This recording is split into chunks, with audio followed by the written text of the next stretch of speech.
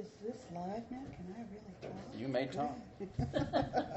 Yeah, hi, I'm Maggie. I'm an alcoholic. Hi, Maggie. Oh, by the grace of God and all of you, I've not had a drink since 8/1 of 81. And if any of you are surprised about that, you can only imagine how surprised I am about that. I'd love to tell you that it was because I had a great sense of poise and goodwill and that everything worked around the way that we wanted it to. Excuse me. I would definitely be lying at that point. I don't think I have done anything right in this program. I mean, I look at this and I am just truly amazed here. I would love to pontificate about how to be sober. I just can tell you what not to do, and then all of you kind of brought me through about what to do. So for that, I'm truly, truly grateful.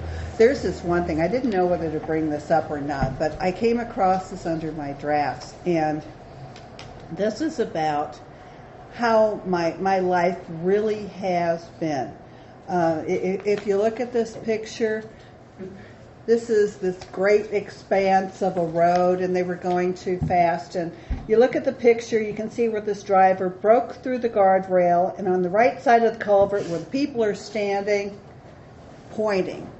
The pickup was traveling about 75 miles an hour from right to left when it crashed through the guardrail. It flipped end over end, bounced off across the culvert outlet, landed right side up on the left side of the culvert, facing the opposite direction from which the driver was traveling. The 22-year-old driver and his 18-year-old passenger were unhurt except for minor cuts and bruises. And I go, oh gee, this is me. This is truly me. I've had a few bruises here and there, but the real truth of the matter is, when you look at this is amazing to see this whole thing. He flipped like what? 2-3 times on this culvert. And I mean, the drain is like 20 feet deep, and my gosh, it was so close. And I'm thinking, shoot, he's on the wrong side going, he's not hurt at all. Except when you get into the real gist of this thing, they were unbelievably lucky. This is them way up there, and this is the canyon right down there. This is a 1,500-foot drop, and that's how my life has been. That's how it's been. I didn't realize, I talk to my students, and you go from unconscious incompetency to a point where you realize that you are consciously incompetent. You know just how bad you've become. Before that, it's great. You're clueless. You don't know that you don't know, and everything's fine and good. It's like these kids right here. They didn't know, and I came in thinking, oh, gee, I have a few issues I have to take care of, but I did not come in thinking it really was this bad. And you get to this conscious incompetence, and all of a sudden, I did my first fourth step, and I look at that. I remember the gut level, the visceral feelings of doing this and talking, my God, to a priest. And the priest relapsed after that, so you can tell it was all my fault, truly. And I look back on this, and that it was as good as I could do. It truly was, and unfortunately, it was a great fourth step for my ex-husband.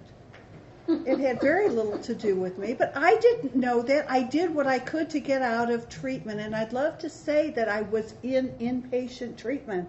I was so broke I couldn't afford inpatient treatment, and they were trying to get this new pilot outpatient program going. By the grace of God and a whole bunch of other people, they let me come in. I had more one-on-one than any inpatient person ever would have had. They were just trying to get the whole program going.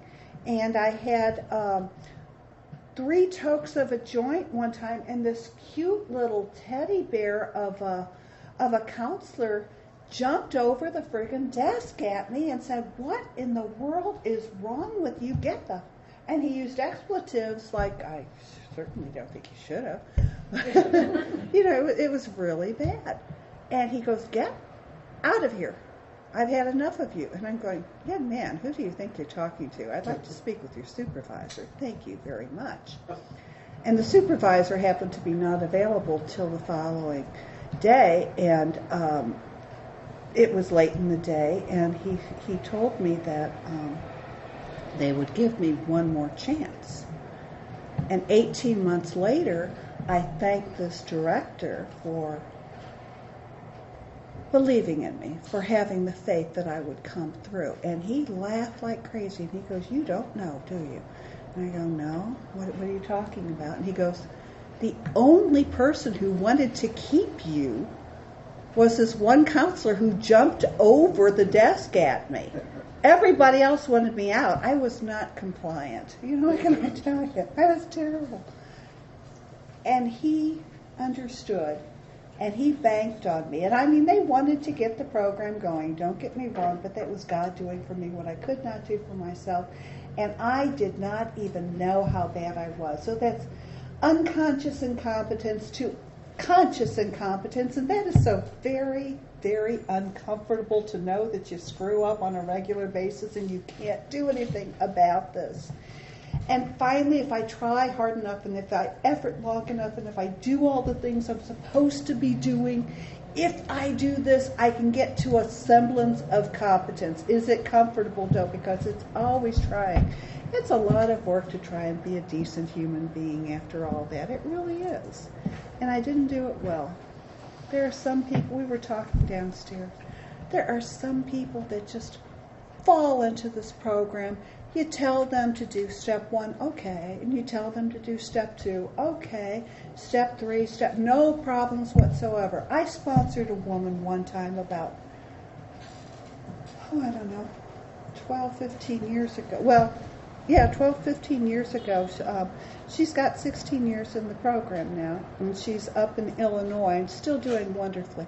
I asked her to do a 4th step. She did a thorough 4th step. I mean, she did one of those. I don't know about things like that because I was always hedging, always trying to make it look good, always hoping that you would accept what you were seeing rather than who I was. And I mean, the whole thing was one big facade for years and years and years and years. There's this thing, Rum Radio and Rebellion. It says, "You an alcoholic?" I don't believe it. Sure, I've seen you tight several times, but you know alcoholic. You kidding? You an alcoholic? And everybody I had talked with until the very last year of my drinking was indeed sure that I could not possibly have a problem. But, you know, I'm talking to maybe the wrong people. We buried my brother from this disease. And that kills me because this guy he was strikingly handsome, and he was so outgoing, and he could always talk with people, and just a great salesperson, somebody you felt comfortable with, and he was beautifully appointed, and he dressed beautifully. I could never do all of those things. And we buried him because he drank himself for 10 solid days. It took 10 solid days of his drinking for his heart to go out, so then they could call it a heart attack. We're at the funeral home. Lavish coffin, pretty coffin. I mean, this thing cost a boatload. And to make it look good at all costs, I'm telling you. And the flowers were exquisite. This is before we knew about you. I mean, it was wonderful. Everything was spectacular. We had gone through the arrangements twice. We were going to go through them the 3rd time. I said, "Mom, I've got to go." And she goes, "And where could you go that would be so important?"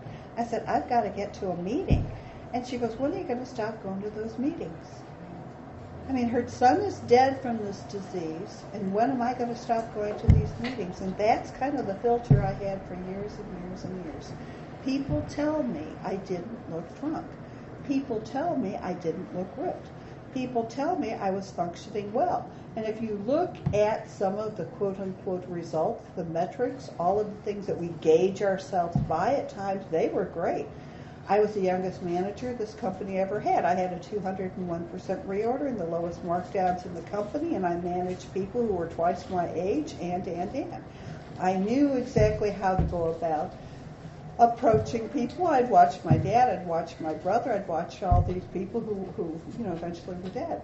I think about my dad. My dad was the kindest man I had ever known, and I do believe he was kind. He was great. And I do remember one time this glimmer of reality kind of thrown in. I don't know if he was alcoholic. I truly don't. But I do know that there was a strain on both sides of my family. My dad, this anchor, this rock, this guy who would take me out and teach me how to ride a bike and then go back to work, this guy who would take me around for the empty time to teach me how to ski, this guy who would sit here and give me the greatest rah-rah speeches, this guy who was the vice president early and I brought me in as though I was a son. I didn't know some of these discriminations because I was just incompetent. I didn't realize all of these things. This guy felt so sorry for me because this is the crisis of my life when you're a kid. I had to go and get my ears pierced. Everybody else in the whole world had their ears pierced but me. And Janet Yu was the person to go to. And we had tried this, and 6 times before something had come up at the last minute. Now, I had geared myself up for this, and I was ready.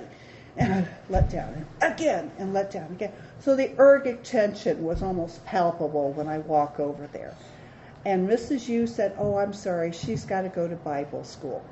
And I'm like, "Oh my," and I come home, and I am just beside myself. And my dad looked at me and goes, "Oh, honey, for heaven, I'll pierce your ears." And I'm thinking, "You're not going to hurt me. There's no way you're going to hurt me." And he did. He did. And I thought, oh my gosh, well, after the first one, I definitely numbed up for the second one. I didn't think he was going to do it. And I had to have him re-pierced later because he did a terrible job of it. But, he did it. And I'm just amazed at that.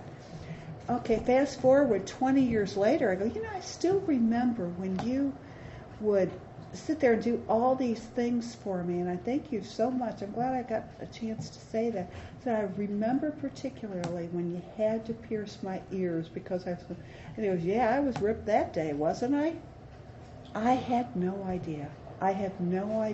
But that's how the whole thing went. So we were talking about perceptions. I'm going to give you my perception of my sobriety. And anybody else who's been in the room anywhere near me could disagree, and I'd probably say you're right too. But this is it. Everything I have ever done, I was taught to make it look great. We always had better clothes. We always had a little bit more manners. We always made sure that everybody looked great. And when things were not absolutely perfect, it was not just unfortunate, it was a catastrophe. So I did not want to look bad. For me to look bad in front of you, for me to tell you that I've got some issues here and there, that was just totally unacceptable. And I went through life that way for a long time. I also met who I thought was the man of my dreams when I was about 22 or 23. And I remember thinking, this is the guy. And he sat there and he asked me to live with him. Well, we don't do that kind of thing. And I said, I don't know. I'm going, well, he got a job down in Texas and worked for a very prestigious firm. And he checked a couple times to see how I was doing. Instead of saying, gee, I really miss you, instead of saying, hey, this doesn't feel good without you, I made sure that he realized right as he was going off that I had another date, that I had all of these other things in my life. Didn't bother me at all. And it just about tore my heart out. So fast forward, we married the next guy that asked me to get married. And he was a nice guy. Oh, he was a nice guy. There is no doubt about it. He just wasn't the right guy. And it was so inappropriate. And I was looking at this. I didn't ask for any help, so my wedding was okay. It could have been much better. My mother was very disappointed in it, I guarantee you that. She was disappointed in anything that I did. And can I tell that story? Yeah. This is a wonderful story. We were talking about our mothers a couple of days ago, my good friend and I, and there was nothing ever good enough. You always had to strive for more to make it look good, which does terrible things to an alcoholic. And a couple times we were talking about Big Bang, where Shelton's mother comes in and she's just la la la la, and Leonard's mother comes in and she's always psychoanalyzing everybody, and the best that he can get out of her is this acceptable. And he'll go for anything for acceptable. Well, this woman gave a terrific talk. A couple people had those real aha moments, and a couple of them had the big sigh of relief. Oh yeah, I'm here, I'm not alone. It was a great talk.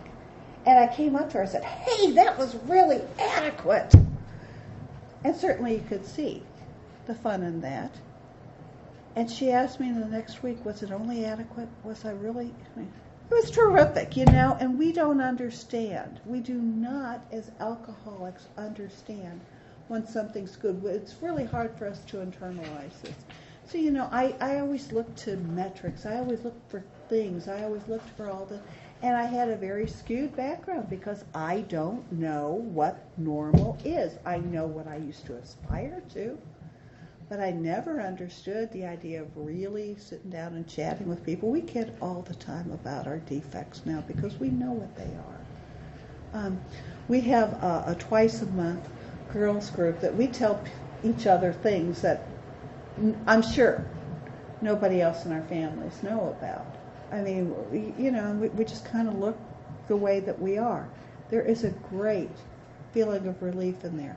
There is a great feeling of good in there. And somehow or other, through all of this, you all started to let me see just a little glimmer. Huge, huge for me, minor for you, little glimmer that maybe I had some goodness in me, because up until then I felt absolutely dead. We talked a couple weeks ago. I was with a bunch of people, and they were supposed to have a couple newcomers come to dinner. Well, at the last minute, we had all these other people at dinner, and the newcomers couldn't make it. Oh, well, we still had a great time anyway. And this guy says, you know, your eyes really sparkle. And he was being kind. This wasn't a come on. I've known him for years and years and years. And he's a wonder. He just got another fellow endowment. You know, he's brilliant and all that. And I thought, well, that's really nice that he would say that. And I remember how hard I had tried, because at the very beginning I had this notice right before I got sober. Please God, for the last time. Right before I got sober for the last time. And I knew this thing was going to be taken, and I was trying to look as good as I possibly can. And I had black and white makeup on because I knew that's what the publisher would do. And, you know, I knew all these tricks. And honest to God, you talk about fish eyes, those dead fish eyes, no matter how hard, no matter how engaging I was trying, there was nothing. There was nothing left anymore. And sometimes, well, heck, some of you saw me this morning. It's pathetic. You know, sometimes I come in here looking like I don't know what, and sometimes I come in here crying like crazy, and sometimes I come in here with all this joyful stuff, and sometimes I just come in, you know, and it's all okay.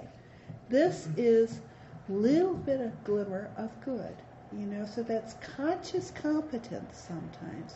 And if I just work at this long enough, every once in a while somebody will say something, and they'll say, oh, that was really nice of you. And, you know, I wasn't nice. I was calculating. I was always trying to get you wanted this. I was always trying to get maximum benefit for my efforts. I wanted to make sure everybody saw what I did. I wanted to make sure that everybody approved of what I was doing. I wanted that so very badly because I didn't feel that was ever going to happen. And I had gotten married to a wonderful guy who wasn't along those lines. And I think, oh, gee, that's such a shame. But, you know, God was taking care of me, because there's one thing that this guy could do. I forgot, before I got married, I could cultivate psilocybin better than most people. You know, so I had a whole closet full of mushrooms. And in exchange, he taught me how to take black beauties, which were, you know, the small ones and all that. So I learned the joys of black beauties. If we hadn't had this exchange, I probably would not have even been able to see me go down. So it was a really unfortunate looking situation. But if this hadn't happened, if I hadn't failed at this marriage, if everything hadn't been taken from me, because I was a top agent, I was selling real estate, and, interest rates at that time were 18, 19, sometimes 22%, and I was still selling real estate. And then all of a sudden one day, just like in the book, I couldn't get up. I just could not go and do Babel one more day. And I let this stuff go. And I just walked away, and I gave him everything that we had acquired. It wasn't a lot, but it was all I had. And I went from being the top agent to living in a basement inside of 6 weeks. Oh, this is terrible. Was that? No, that was God's working. Because my chief competitor at Brand Y found out where I was living. And she came over to see me in this basement. And she goes, "What in the heck is going on with you?" And I said, "I just don't care anymore." She goes, "Well, you have to do something." What I didn't realize is that her sister was in treatment at that time. She goes, "Let me, what I need to." My son and her son had turned to another faith, and they do a mission. Her son had left, and I came over to her house to help her out so she wouldn't be lonely. And I stayed in this room, an 8x10 room, maybe it was a little larger, it wasn't a big room, but it had the stupid antique cars all over it. Something for a little boy, it was very appropriate. And I subjected myself to this. And then her sister comes in out of nowhere from treatment. And I didn't know what treatment was. And her sister had a problem. I'm so glad I didn't have this problem. But her sister came in. And she was happy. She brought life to things. She was laughing about the most outrageous things. And I'm like, oh my gosh, it's terrible. And then, this is a tri-level house. She brings her son in. She got her kids back. That was a miracle in itself. And she's going to bring her daughter in. I said, "Hey, isn't this great?" Well, her daughter had spina bifida. And she was a little chunky, kind of like me right now. But she was a little chunky. And we had to lug this little girl up and down 3 levels of stairs all the time. And this little girl was having a great time. Her son was probably one of the best adjusted kids I've ever seen in my life. And all of a sudden we had this sense of family because I was trying to help her. Well, her sister had problems with the car every Thursday night. And I helped her get to AA meetings. And that's how I came into AA, helping her get into AA meetings. And I look at that and I think, oh my gosh, the audacity, the ego, the pride, the total cluelessness, unconscious incompetence to the max. I didn't know. I really had no clue. And then later on, I continued unconscious incompetence for a number of years. I'd love to say that I did everything by the book. And I would just test. I'd test this limit. People would come to me with half cups of coffee, and I remember this every Thursday night, and they were very cheery, and you just want to slap them. And they'd give me these half cups of coffee while I sat in the back of this meeting just glaring at everybody because they were alcoholic. And how pitiful for them. Isn't that awful? So what I didn't realize is they understood I couldn't have held a cup of coffee without scalding myself. I didn't know that. I truly didn't know that. I didn't know until I talked to the director 18 months later just how bad I had been. And he told me that the guy that was in, my counselor was the only one who was on my corner.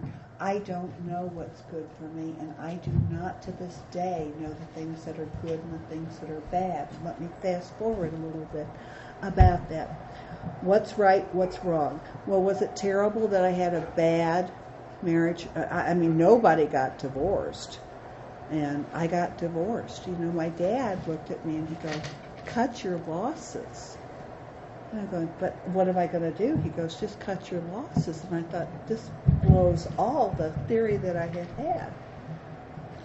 And then I realized that there's this thing in the Bible, and we weren't allowed to read the Bible because at that point we were considered too stupid to interpret this. That was my understanding of it. That's not true. But it's 2 Timothy, I think, 1:7. For God has not given us a spirit of fear, but of power and love and a sound mind. Well, I took charge of that. See, I'm smart. I'm competent. I love everybody. I'm wondering. And I ran this through, and I tried, 4 other religions trying to get this to work. And the religions were better, but I'm still so totally incompetent at it. And I was starting to realize just how bad I was. I had let my husband go. I'd done what I could. Actually, I needed Al-Anon at that point. I got him another wife before I left. I made sure that they were together. Honestly, this is true. They still are married. They're very happy. I do it for anybody else except for me. And then I didn't know how I was going to do this. I finally moved into a place of my own. It wasn't anything really special, but my little dog and I had a pretty good life. And I was learning to live in community because you all let me hang around long enough, and I was grateful for that. I really thought that I would be a great counselor. And I think about that, and they must have laughed so hard behind my back at that point. But I did know that there was a possibility. So later on, I did counsel for a while, and that really made me see just how crazy most of us come in to this program. I'd love to say that we're all great and that, inside of 2 or 3 months we make it together just fine, but it's a long process for a lot of us, simply because you probably have the same filters that I do. I thought that I knew what truth was. I don't know. I don't know what's good for me. I do not know what's bad for me. And I remember that I had a wonderful career, and I had lost the job. Well, if I didn't lose the job, what would have happened? I made my mark, and then I let it go. I got married, then I let it go. Well, all of these things, looking back, each time I learned a little bit, just a little bit. So I got to be a little better, little gooder, little whatever. And I got to be more of a human being, a real human being, one of those that can tell you what's actually going on, one of those that feels good, one that hopefully can give back some of the things that she's been given, because it's amazing. I don't worry about looking good, and we were laughing about this because I had no idea what to be talking about. My very first talk is such a joke, and some of you here know that story. It's embarrassing, but I had tried. It was just after my first year, and I was supposed to be talking at a big meeting on Sunday morning, and I thought that I was playing Las Vegas. I really put everything together. It was going to be so important, and I had practiced, and I had rehearsed it, and the inflection was fine, and everything was great, and the timing was good, and it was so contrived. It was as good as I could do, but it was contrived. And this wonderful woman by the name of Pat was chairing. She got me the most gorgeous scarf. It was terrific.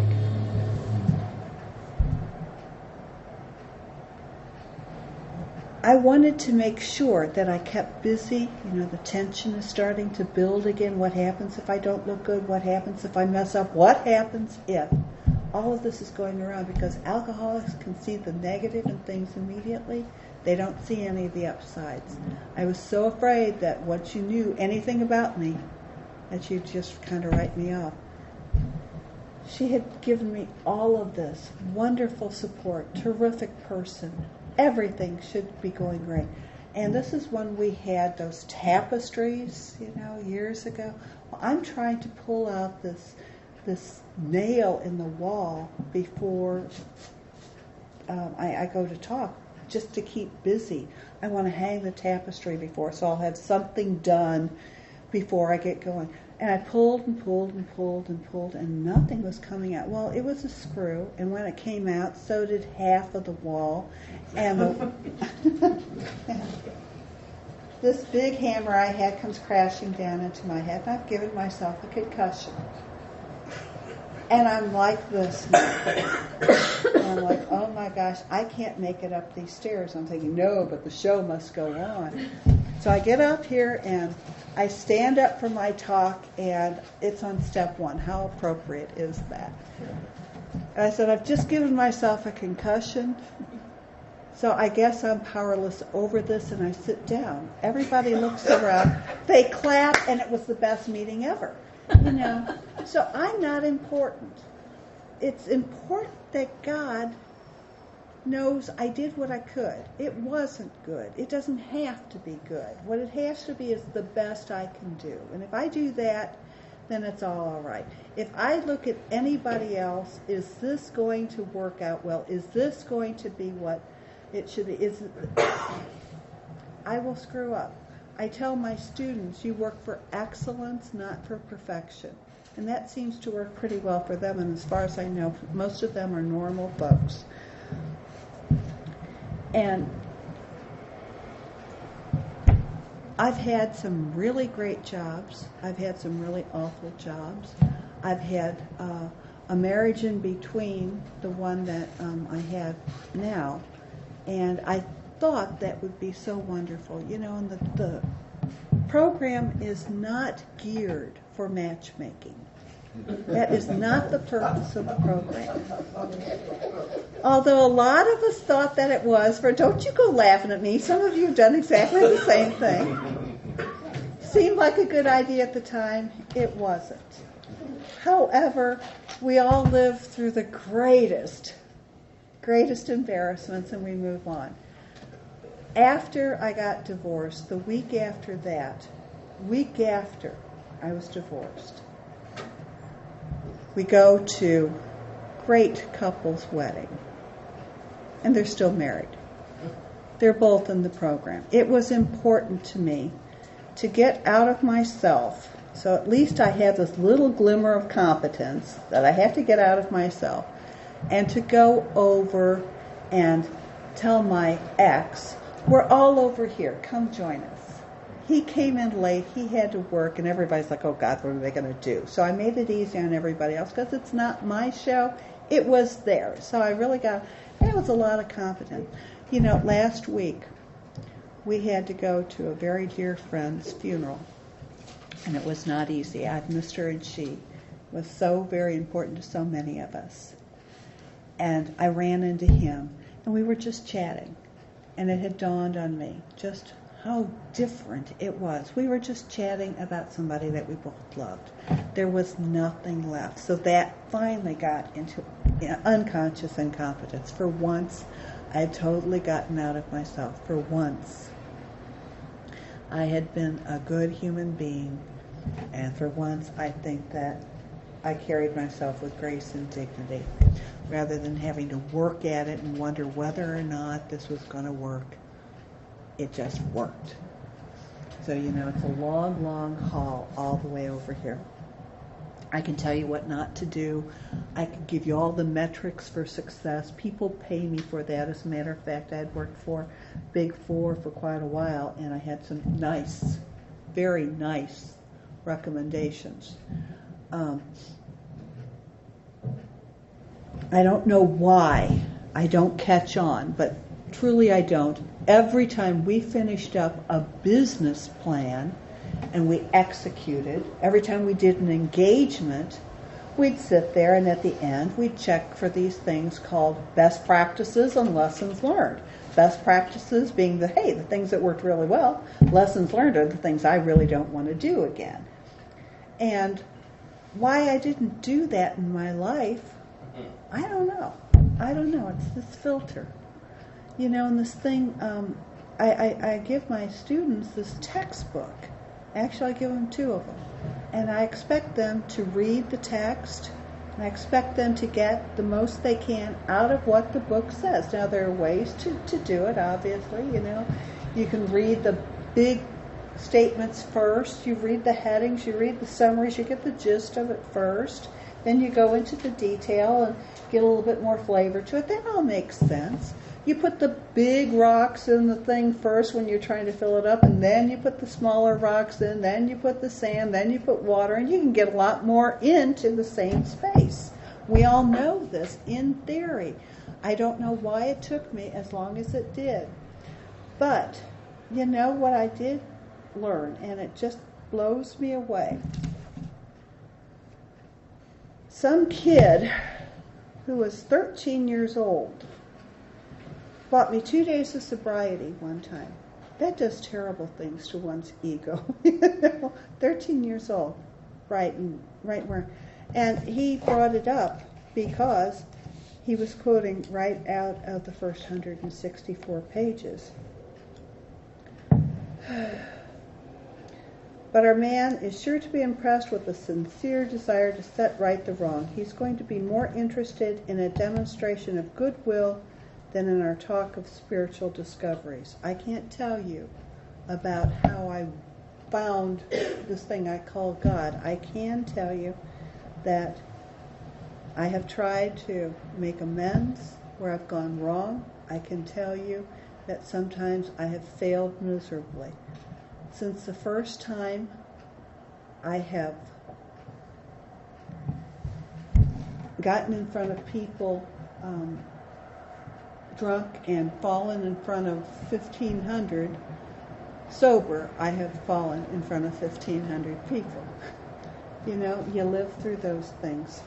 I can tell you that I can tell my students what to be thinking of rather than what not to be thinking of now. I can tell you what feels good to me and what has worked for me. I can't tell you anything other than what's in the first 164 pages of this book. This is the textbook. I don't know why I didn't see this. I don't read the white parts. I should be reading the black text. Only what's in here. And yeah, it's antiquated, and yeah, it's a little tedious reading, and I need to know how to apply all this. I really do need to learn about what does work and your best. Well, the rest of this book are my lessons learned and best practices. I go through this all the time. Why did I not see this? I don't know. Bill's story, page 9. He was sober. This is not the best talk I've ever given. This is not the worst, but I can say on page 8, alcohol was my master. I'd met my match. From somebody who was trying to please everybody to somebody who can stand up for what I believe in and allow you to have your very own ways of thinking and find ways to collaborate and to find teamwork and to find community. That's not the person I was. You see me as other people never did. You see me with my heart sometimes bleeding out there. You see me when I am absolutely at my worst and absolutely at my best. Fast forward, I'm married to a guy that did not fit the picture. He wasn't tall, dark, and handsome like the rest of them. He was tall, blonde, and getting bald. I love him. Oh, I love this man like I cannot believe. He sat there the first time we had to go to a bar for a birthday, and I thought, oh, golly, what's going to happen here? And he slugged down a beer. I thought, oh, this is it. Okay, this is it. Slugged down the second one. And then took this third beer. An hour and 22 minutes later, he's got that much of it. And I said, well, don't you want to finish this? He goes, well, no, it's warm. I do not understand that. The rest of the world understands this beautifully. He didn't have to work for that. I've been working for that my entire life. I don't know how to stay sober other than not to drink. But you have taught me how to be emotionally sober regardless of what's going on in my life. You've taught me when things are good, that's a perception. When things are bad, that's a perception. And you all collectively have given me the God of my understanding. For that, I'm entirely grateful. And that's my story. I'm sticking to it.